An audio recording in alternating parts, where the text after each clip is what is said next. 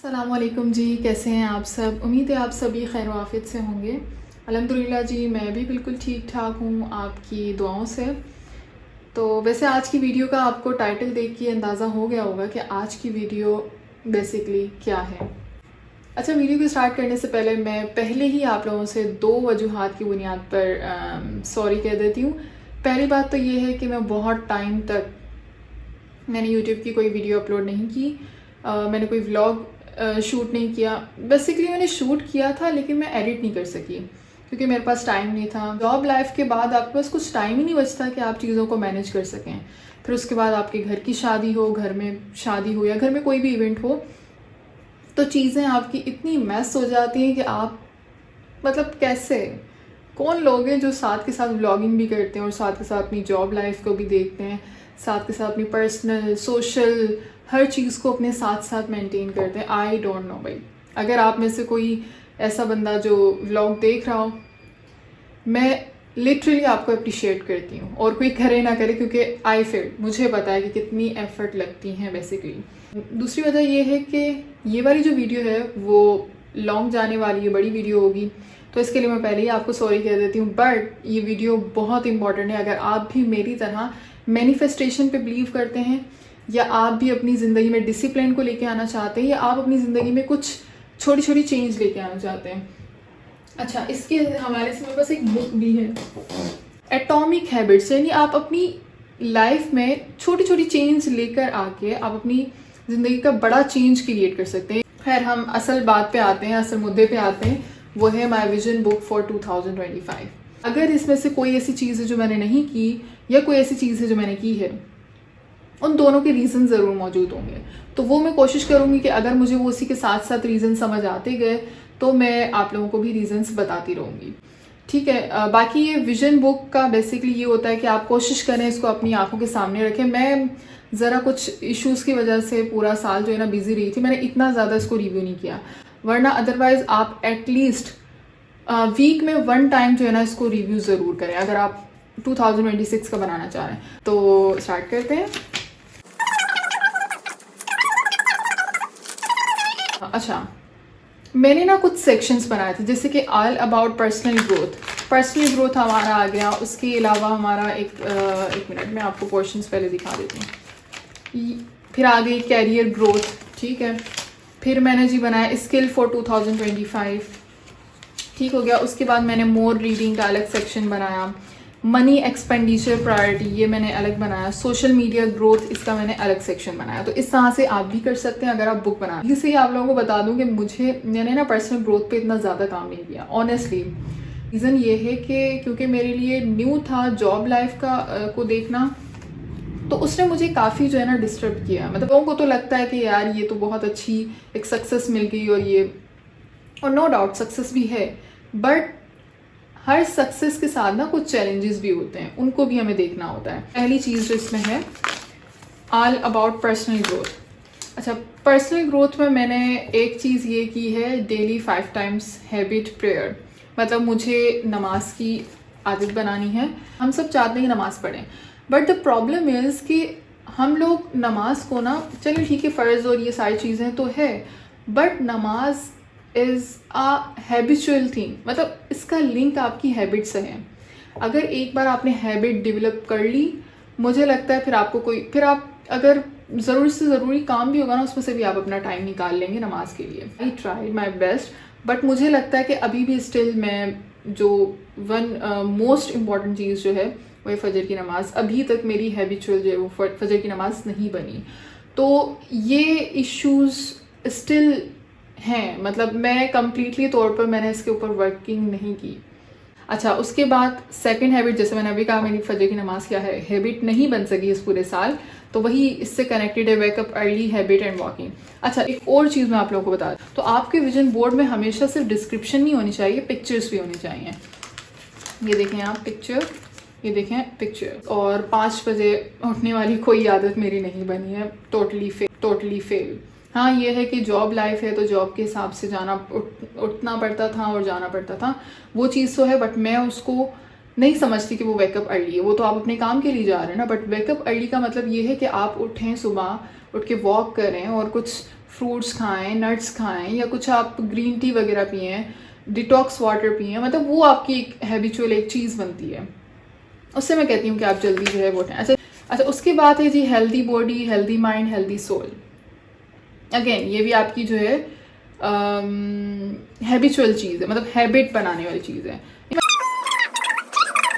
मतलब vision book में तो मेंशन कर दिया, बट मैंने अपनी लाइफ में उसको प्रायोरिटी ही नहीं दी स्टेज में। बट वही बात है ना, एक साल में आपके बहुत सारे दिन हैं, अब वो उन दिनों में आपको हर एक दिन में एक ही सेम शेड्यूल को फॉलो करके ही आप किसी को हैबिट बना सकते हैं। तो अपनी खामी को खुद एक्सेप्ट करना चाहिए, अपने आप को खुद जज करना चाहिए, ताकि अगर कोई और जज करे तो वो आपको बुरा ना लगे, वो आपको अपना रियलिटी चेक ही लगे।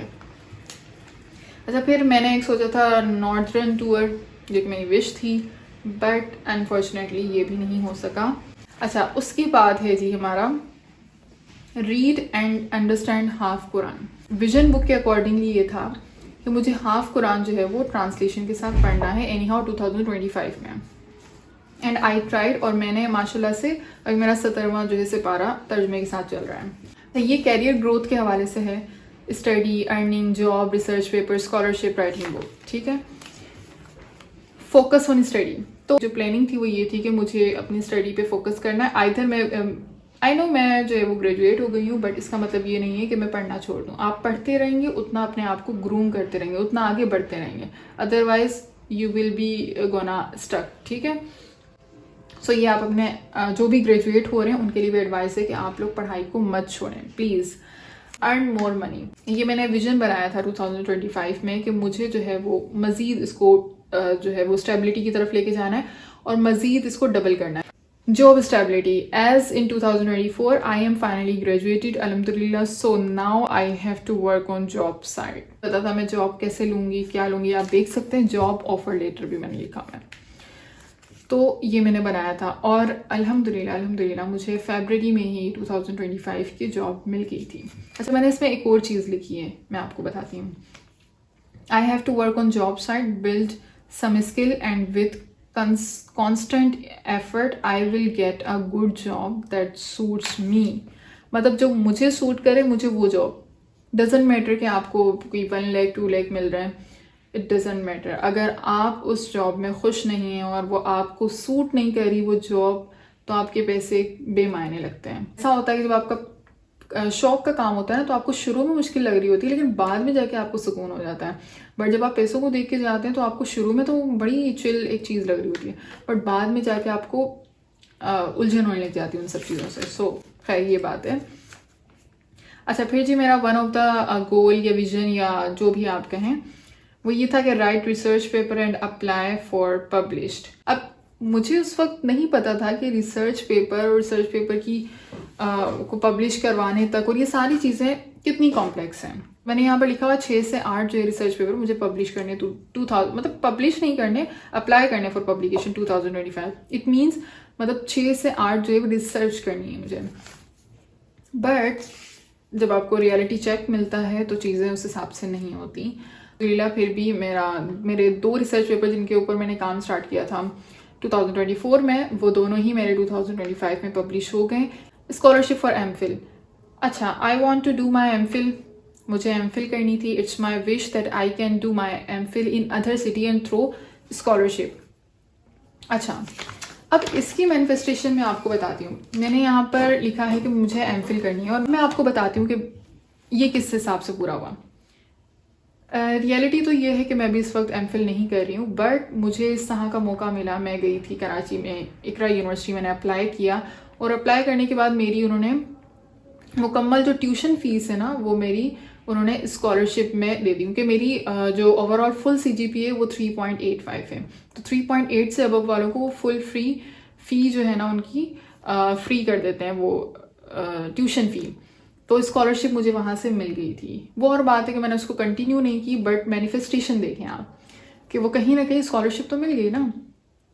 बट मुझे कराची जाना आना थोड़ा सा प्रॉब्लमेटिक लगा और मुझे लगता है कि आई कांट फेस, तो जो आप नहीं कर सकते तो वो उसको आप क्यों अपने सर पे ले रहे हैं, आपकी एनर्जी ज़ाया हो और आप सुकून से ना रह सके। मैं ऐसी बनती हूँ कि मैं कहती हूँ कि आप हर चीज़ को पैरेलली देखें। अगर आपकी मेंटल फिजिकल हेल्थ ख़राब हो रही है तो छोड़ दें वो काम। चीज़ें, मतलब आप एक साथ इतना कुछ, इतने बड़े बड़े प्रोजेक्ट के ऊपर कैसे काम कर सकते हैं। और ये मेरे विजन बुक ऑफ 2025 में मिस्टेक थी कि मैंने प्रीसाइज नहीं किया, ये भी वो भी नहीं होता, या ये होगा या वो होगा। तो अच्छा, फिर है स्किल फॉर 2025। अब ये कुछ स्किल मैंने देखे थे जिसमें ड्राइविंग में नहीं सीख सकी, इंशाल्लाह 2026 में सीखूंगी। उर्दू कैलीग्राफी, ये मैंने जनवरी में ही इसका रील चैलेंज करके मैंने सीख ली थी, तो उर्दू कैलीग्राफी मेरा हो गया है स्किल। फोटोग्राफी, कैमरा हैंडलिंग, तो ये नहीं हो सका, ये भी मैंने स्किल नहीं सीखा। आई स्पीक, इसमें लिखा I speak fluent English, I speak fluent Urdu. English और उर्दू स्पीकिंग स्किल पे काम करना है। अच्छा, ये मैंने स्पेशली अलग से काम नहीं किया, बट मेरी ऑटोमेटिकली चीज़ें इम्प्रूव होती जा रही हैं, होती गई। इंग्लिश कैसे, मैंने इंग्लिश बुक पढ़ना शुरू कर दी। उसके बाद दूसरी चीज़ ये कि मॉडरेटिंग, काफ़ी सारे प्रोग्राम्स में मैंने मॉडरेटिंग की, अगेन इंटरव्यू दिया जब, तो उसके लिए मैंने प्रैक्टिस की, तो उससे मज़ीद बेहतर हो गई। और उसके बाद फिर टीचिंग साइड पे भी इंग्लिश की ज़रूरत पड़ती है, जाहिर सी बात है, आप चीज़ें बहुत सारी करते हैं, तो वो ऑटोमेटिकली वो आहिस्ता आहिस्ता मौके बनते गए थे कि मैं थोड़ी थोड़ी चीज़ें सीखती गई। और मुझे ऐसा लगता है कि इतनी आती है कि I can speak, but I have to improve. मैं मज़ीद इसके ऊपर काम करना चाहूँगी और इसको मैं 2026 में भी ऐड करूँगी। उर्दू राइटिंग स्किल, मैंने ट्राई किया कि मैं इसको जो है वो उर्दू राइटिंग स्किल के ऊपर काम करूँ, जिसमें आर्टिकल लिखना और ये सारी चीज़ें, बट मुझे टाइम नहीं मिल सका।